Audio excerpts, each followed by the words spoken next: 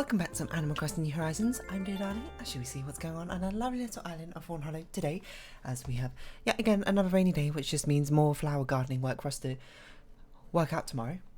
Unless we actually put some more paths down today. We could do that, to be honest. We could put down some spring sort of forest paths in the top left. I'm not sure exactly what sort of pathing theme I want to go with the top left, apart from obviously it's going to be some sort of spring-like path, but obviously it can't be a grass path because putting grass on grass doesn't really make much sense pathwise, so I guess we go with some sort of dirt thing, or maybe some sort of bamboo path. I don't know, I haven't really thought about it, but maybe that's something I should have searched offline. But anyway, hello everyone, right now in Fawnhallow it's 4:29 PM on Tuesday, June 29th, 2021. Nothing really to speak of today, but we'll go about our usual business, and then, you know, we'll see what tickles our fancy. From some look-mal missions, or then maybe don't. I don't know. I didn't really have an end of that sentences. As you can tell, it ended a bit abruptly. But yeah, what I've been up to today and done a bit of drawing. I played some more Bug Snacks. It's a very fun game. It's a very charming sort of game. Hold on just a sec. Sure. Has there been an update? Or something?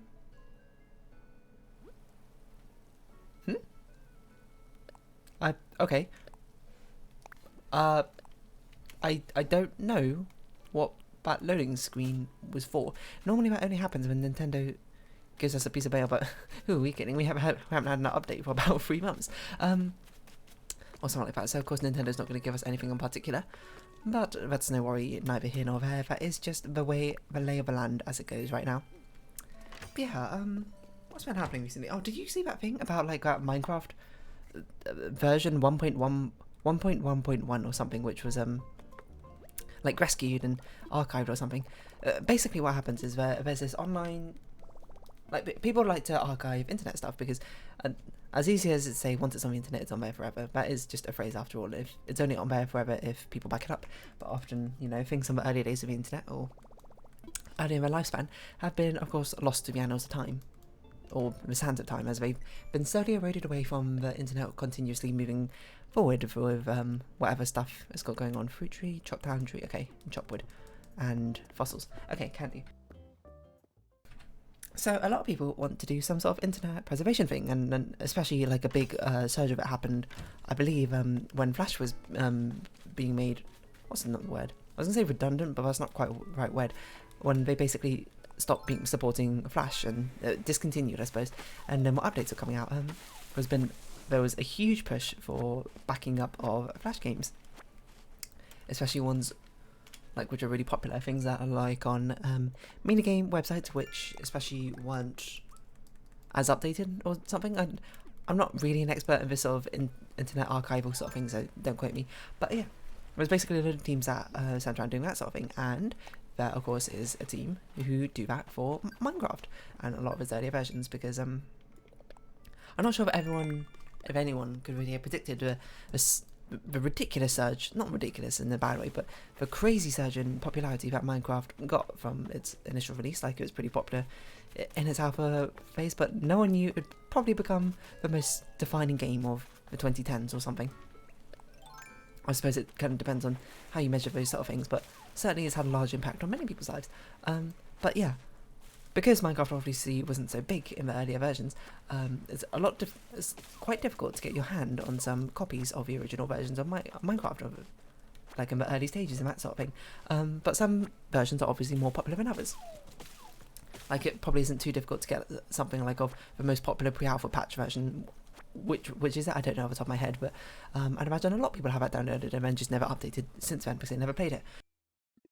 But that's basically the direction of why they wanted to back up things.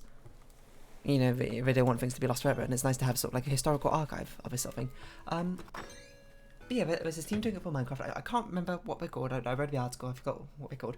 But basically there was this like holy grail of a Minecraft version which people were like, we're never going to get it. Why? Because this version was 1.1.1. Not only is it very early in Minecraft's lifespan, but it's also a version that was only released for about 3 hours or so, because it was released as an update to Minecraft, and about 3 hours later they had to 1.1.2 was released because there was a bug in it which randomly like turned this Minecraft screen grey or something. So the only time you could ever have access to this Minecraft 1.1.1 version is if you downloaded it with a 3 hour window period, and then proceeded to never update Minecraft again. Now this was sort of like a golden goose, or holy grail, in the Minecraft archival community, as I understand it. It's basically one of the types of versions where they were just like, we're never going to get it because it's just nigh impossible. It's just also so unbelievably unlikely that we'll find anyone who's managed to have this version backed up through any circumstance. One, because most people who probably got the update at 1.1.1 probably just, you know, updated it to 1.1.2 as soon as it came out, like a few hours later, because, you know, 1.1.1 was buggy in the sense that, you know, it made it straight up unplayable. So a lot of people probably didn't think, oh, you know, for future historical records, let's back up this version of Minecraft and before we update. So, you know, and the fact that it was such a tiny window of opportunity, just free, I think it's 3 hours 20 minutes to download the update. Most people would have missed it by that period and just gone straight onto 1.1.2, and, you know, not as many people playing Minecraft back then. So yeah, but as I understand it, the archival community was just like, we're never going to get this. That's what happened. Until, apparently, someone found this person called Luna on Twitter, who, I can't remember, she tweeted something being like, ooh, new Minecraft update, and which, you know, by itself isn't all too exciting, but the thing is, the timestamp, the date and timestamp on it, whoever found this, I don't know how they found it, maybe they just searched like Minecraft update on Twitter and tried to look for obscure ones, it lined up exactly to when 1.1.1 would have been released. So they sent Luna a message, and then, you know, she like didn't respond to it because, fair enough, it's kind of a weird message to get, and she probably didn't feel like responding, which is, I completely find that fair enough. You know, you're not obligated to do anything for random strangers you don't know, and she's probably not particularly aware of a Minecraft archival community. I mean, I certainly wasn't until after I read about this article, so I think that's kind of understandable. But then, like a week later, they followed up again and sent another message, because this could have been an extremely awesome lead for the archival community if they managed to get a copy of 1.1.1. And then this time, according to the article, her Twitter thread that you can find on her Twitter, she was like, okay, I wasn't doing anything, so I thought, why not? So she booted up her old laptop, because what she used to do is she used to have a laptop which she played Minecraft on, and then played those old versions, and then eventually got a computer. But because like she reformatted her laptop really often or something, she often had to back everything up over and over again. So she often had like tons and tons of backups of. You can sit on that? This is a bench? Or it's a chair, I should say. That is incredible. I'm still learning things about this game. That's astonishing. Anyway, continuing the story. Wait, who was our visitor for today? It was not Red. I did not pay attention. There was no one in the village hall. So it's a wandering visitor. It's probably Gulliver, now I think about it, because I don't think we had Gulliver last week. So she looks through her backups on computer, and it's not there, but then she goes, okay, maybe I saved it onto my external hard drive or something, because this is quite a while ago. Like, it must have been over 10 years ago or something at this point. Maybe I put it on there instead. So she checks it, and then what do you know, she's got tons and tons of different backups there of different Minecraft things, and she finds one which corresponds to that date timestamp, but of the Minecraft download, and of course it's Gulliver, hello Gulliver. She doesn't know if it's 1.1.1, so then she does some programming thing where she looks into the data, and then I didn't really get it because that's not really something I do, but she explains it more properly herself in her Twitter thread if you want to look it up. And she finds it written in the thing, Minecraft version 1.1. And she, of course, sends a message back to the archival community on Discord, and they just go, oh my god. Do you seriously have it? And she sends a picture, and they freak out, obviously, because this is like the most incredible discovery for their community. And maybe to like people on the outside looking in, to you and me, we're just like, I don't get why this is such a big deal. But from my reactions, you can tell how enthusiastic, how important it is to their community, and that inspires with me. Just that sort of, I'm like sharing in their feelings of jubilation, I suppose, as well, even though I don't properly understand it. Is how I'd say it.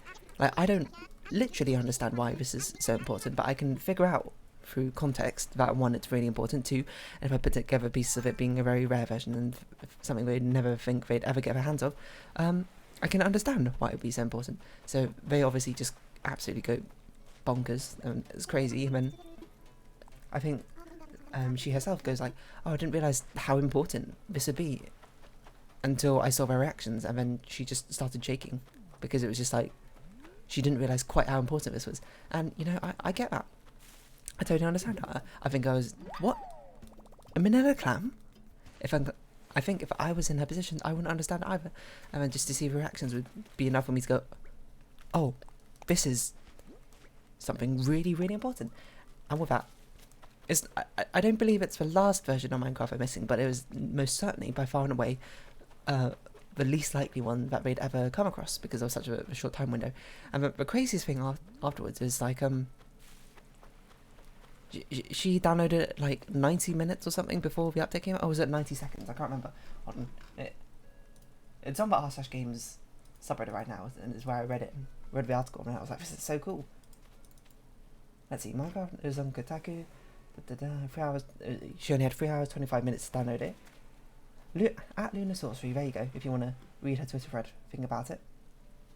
She downloaded this update likely only 90 seconds before it was removed and replaced with 1.1.2, which is, as it's described in this article, astronomical odds. That is insane. 90 seconds in a 3-hour window, effectively, just towards the end. And just because she took regular backups of all her stuff on the laptop and then still had them somehow, she not saved the archival community. It's just like she managed to contribute something to, I suppose, the historical museum records of Minecraft, which is incredible. It obviously not so incredible necessarily to the layperson, but for the sake of preservation for internet history and that sort of thing, it's super cool.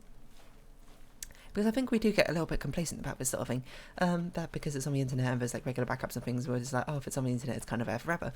But that's not really true, you know? I mean, it might be true in the short term, like if you put something on Twitter, it's probably going to stay there until you delete it for like at least 10 years or something. But what happens in like 20 years or something when Twitter's now a defunct platform, where they migrate databases over and, you know, information gets lost because of outdated formats and that sort of thing? Nothing's there forever, ever. Things will be lost to time. You ever go to like old image boards and see how none of the images on those forums can be seen anymore because it's not supported anymore, I suppose, that sort of thing, and all the data backing up about all the images and posts and that sort of thing have been completely lost, which is why a lot of internet archival teams are working so hard to make sure that the preservation of this history is stored, especially because this is like, I suppose what I want to say is we're in an era where we can do this, you know? Like, obviously we only have written records on stuff like ancient Romans, ancient Greek times, which, you know, tend to be only important things. People don't tend to write about just their every day-to-day life, which I remember there was this like person who did this in like, I can't remember, like 16th century France, who just wrote about his daily minutiae on life, which was one of the most important things for historians in the future, because they really want to know about the daily lives. It's like, it's important. Like, of course you can know about things like revolutions and that sort of uprising and revolts are like historical events which are much easier for people to write about, but no one writes about the daily minutiae from life to life and comparing how culture has changed and adapted and evolved over time. So we're really living in a lucky age where we can sort of archive these things much easier compared to usual. We have like grand scale technology, there's historical internet footprints for essentially everything. So since we're in such a good age of that sort of thing, you would have hoped that we'd have better archiving of the processes and all that sort of thing. But, you know, people don't really think about that sort of thing all that often, so we don't often back up a lot of things, and think about how many Flash games have probably been lost to time, like on Newsgrounds or something, just because it's not supported as a plug-in format or whatever anymore. And you might say that's not really a big deal, you know? If we lose a few games, so what? But I don't know. It's just like, pieces of history shouldn't be forgotten just like that, especially if we had the means of any sort to stop it from being lost in the first place. And apparently we also got a present above us. It's not so much of a dismissive, so what if we lose them? Like, yeah, okay, in the grand scheme of things, it's not really going to matter, but it's more like a, why not? You know, why don't we try and preserve them if we can? which we can do.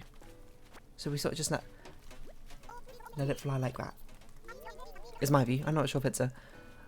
I'm sure a historian can probably give you a better sort of analysis, a much more factual perspective of why you'd want to preserve things like this. Obviously, you want to learn from history. It's good to have a sort of records about how the way things used to be done, so we can iterate and improve upon them. But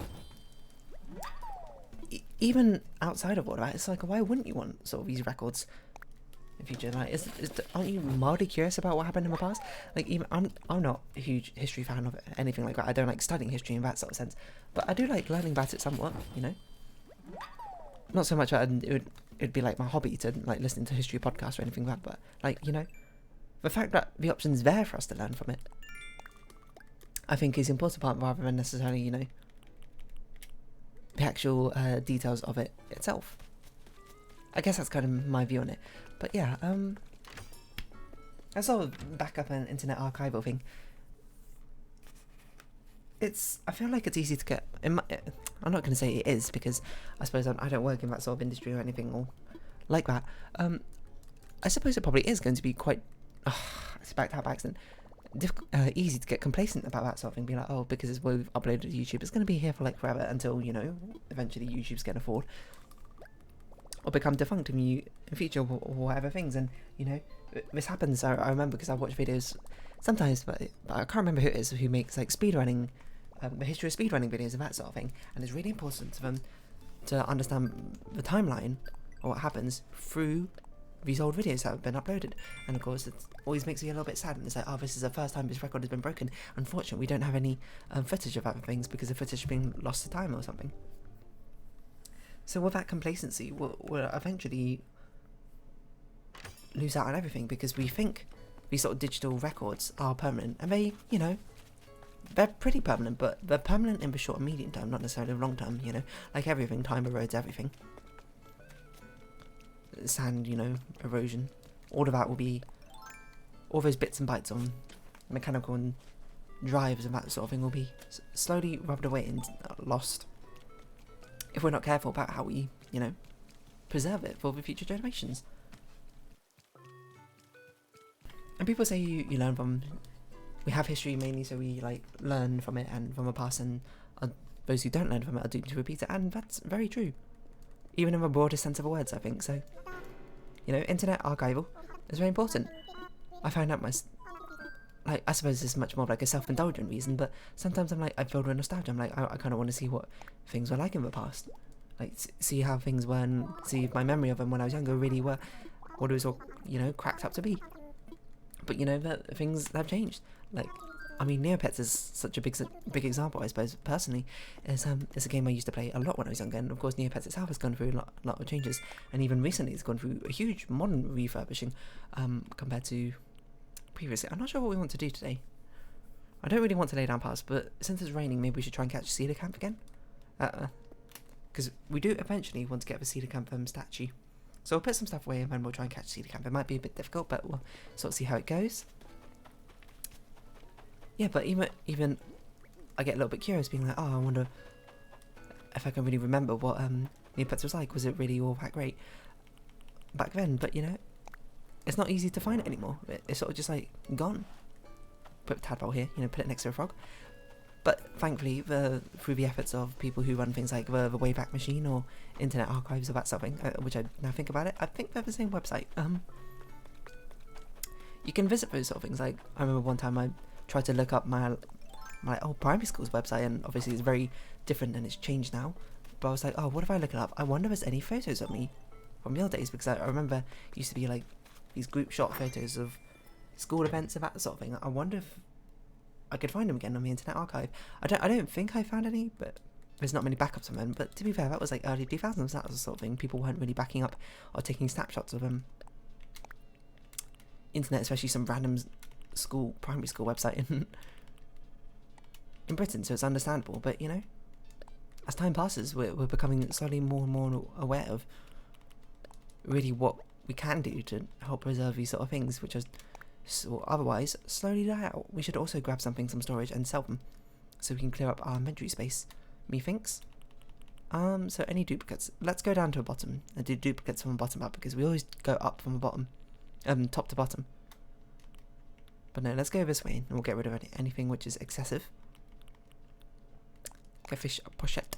But yeah, I thought it was an interesting read, and it made me sort of really reflect on the importance of internet archiving and that sort of thing, so we can at least have a record of things in the future. It's possible in the future we'll just be like, oh, we don't actually need these, you know. Turns out we've got nothing more that we can learn, which, you know, I highly doubt if that's the case. And the past really has no sort of practical relevance to us. But even then, like, it's fun to go to museums and see, like, how history's evolved and that sort of thing. And, like, imagine, like, if Vincent van Gogh's paintings all were just, like, just lost to time because no one just decided to preserve or restore them properly.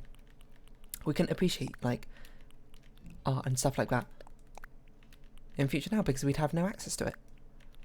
And it's interesting to think about, it might be something similar to that might happen in future when it comes to video games and that sort of thing. We can't appreciate, like, old early 2000s Flash games or something from that internet era if we're not careful about backing them up. Even now, like, certain NES games are very hard to find and that sort of thing, and my pockets are full. Okay, fair enough. Certain, like, very old Atari NES games and even older, maybe like Jaguar sort of age, they're hard to find, and there are people dedicated to basically getting the code from them and backing them up, like, in whatever format. Backups are just generally important, I suppose, in that sort of thing. And this, I suppose, in this way, is a bit different because it feels like a more grand scheme of archiving rather than necessarily just to make sure you can submit your dissertation. Otherwise, in the case of a laptop failure or something like that, like, I always back my stuff up. Like, I have a load of stuff backed up on Google Drive. I don't have stuff. I used to back a lot of my stuff up on, like, USB sticks as well. I don't want to carry all of this around, so we'll just sell these two, and then we'll wrap them, ready to give them out tomorrow. But I used to do that, especially with schoolwork, because, you know, you don't want to leave schoolwork, especially if it's something that you've been working on for ages. And I do that now. I do that with art. I do that with videos sometimes. Like, I don't delete any of my videos until they've been published out for a little bit of a while, just in case if there's any issues with the videos. What am I doing? I'm buying wrapping paper. I can just edit the video, take down the old one, and put it up again. Like, that's such a small scale thing, but I don't know. Weird thing to think about is, oh yeah, but this is happening with YouTube, isn't it? They're doing a thing where it's like, they're automatically deleting, like, old unlisted YouTube videos, or, like, automatically setting them to private or something, unless you opt out, which is, like, fair enough, I guess. Like, it's weird to think about, but I technically have some old unlisted, perhaps even private YouTube videos back from, like, when I was 12, when I made them, when I wanted to try and make YouTube videos. If only I committed to it back then. Think how big I could have been now, but I probably would have been a very different person, with perhaps probably a lot higher lack of self-awareness about the dangers of these sort of things when it comes to content creating and the power of social relationships and all the weird, like, ego that might go to your head. So perhaps that's a good thing in the end. But still, my point being, we should customize our things to make sure our tools don't break, and then we'll go fish for Cedar Camp. My point being is this going to be lost to time because videos are very, very costly data-wise to back up. So the fact that YouTube even exists as a free-to-use platform in the first place is incredible, don't you think? That there's just any sort of oh wait, hold on, we didn't customize the tools at all. There's any sort of online website that you can use for free and just upload videos, because videos are so costly to store, and that sort of thing. Like, I'm even running out of drive space sometimes just storing them on my local drive. Can you imagine the sheer volume of videos that even YouTube get? Like, even other websites like Vimeo and Dailymotion just get an absurd amount of uploads probably every single day. And they had to store them all, and eventually, it's not so much the databases will fail, but more like they'll be turned off and rendered defunct. And think about all the man hours of video entertainment that is just going to be lost to ether, just puff like that. No one can archive all of YouTube, I don't think, apart from, I guess, YouTube/Google themselves. So I guess we're kind of living in a surprisingly temporary time, that sort of thing, you know, living in the now and the moment. Eventually it'll be wasted away, but that goes for any moment or any time, really. You know, even back in the 1600s or whatever, obviously not in a... We gave stuff to you. We gave stuff to you. Not living even without the advent of digital technology and that sort of thing. They only had that present, you know. If I was alive back then, I'd probably be thinking a similar thing, being like, this time I'm living in, it's only temporary, and it too will eventually be lost. And you might look at that with a sort of pang of sadness, being like, oh, you know, people are going to sort of miss out on all the good that can happen at this time. Or you might look at it a bit more cynically and be like, oh, think of all the bad things that they didn't have to deal with. I guess I sort of look at it with a sense of bittersweet melancholy, you know. It's a unique experience only to us 7 billion on this world. And the only way we'll carry on will be through whatever records we decide to leave behind. And eventually, those records will also be lost. Like, you might say, hey, we still got records from like 10,000 years back in the future. It'll be fine. Yeah, but human civilization is not going to be around forever. Probably. Like, I don't doubt that there'll be records of certain things, like big events happening. Like, certainly this pandemic, like 10,000 years in the future. But, you know, what about like 1 million? What about 1 billion? They're not going to last forever. What about these small scale things, like these tiny YouTube videos I'm putting on, which have a small impact on whoever watches them, I'm sure. They're going to be lost at some point. The work I'm doing is temporary, and that's fine, I think. That's how the way it should be. Nothing is forever. And because of its fleetingness, because of the way you won't have it around forever. I mean, you'll have it around for probably the rest of your life, but we won't have it, I suppose, as a generation or a species forever. That's fine. You can really appreciate the other things in life which really have stood the test of time, which really have stood around through history and have made it from the past into the present, into records of everyone's minds, you know. It's really a testament to those great feats, or even horrific feats, depending on what they are, on how, I suppose, influential they have been over people's lives, or whether for better or for worse.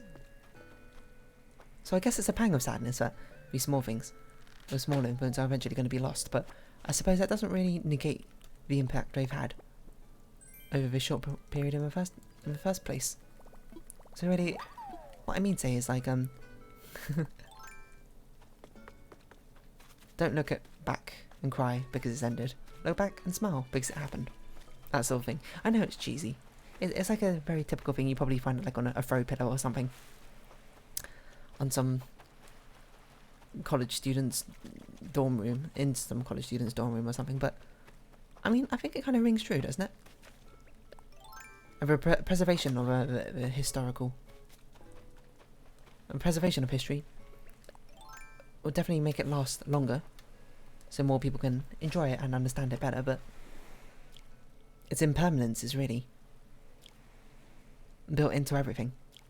There's not really much we can do to change it. Well, until we get future technology, but even then, how long is that future technology going to last? Eventually, time erodes everything.